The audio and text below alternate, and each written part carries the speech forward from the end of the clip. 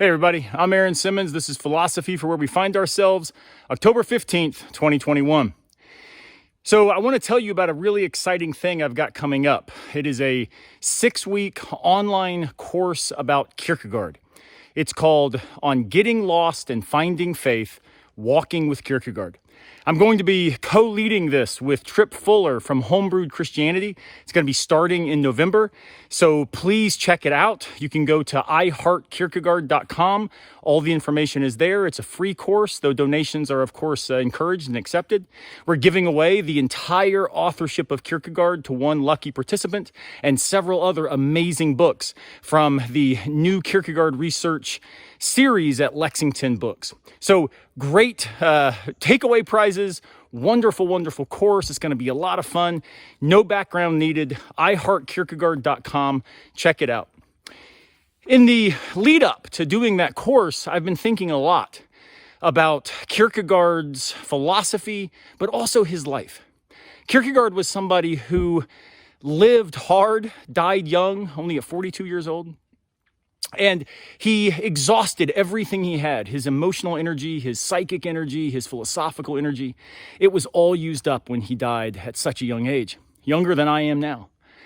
But one of the things that I think is worth us all thinking about and realizing where we are is that Kierkegaard spent his whole life thinking about existence.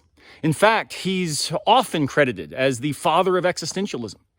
So he spent his whole life, his whole career thinking about existence, and yet he didn't actually live an existence that I would desire. Why is it that the people who spend so much time thinking about how to live rarely live well? I think that's a mistake for all of us to watch out for.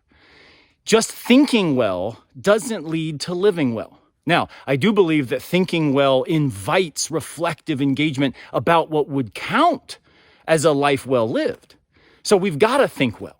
But at the end of the day, the question is, what then will we do? How will we move forward? How will our finitude be something that we exact in ways that we are okay with at the end of our lives? Kierkegaard's life is definitely not something to look at as a model for how to live.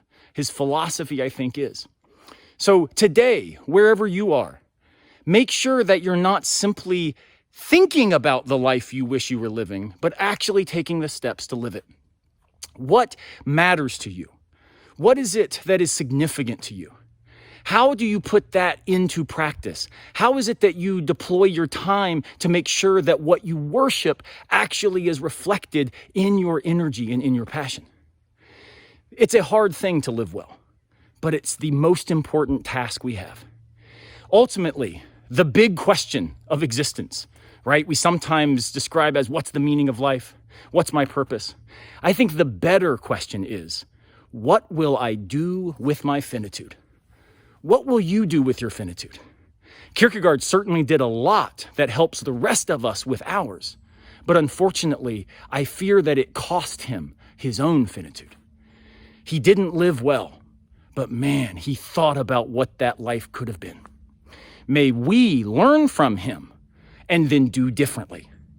Live well, breathe deep, and act in such a way that you are okay with what you've done with your finitude when your finitude comes to an end.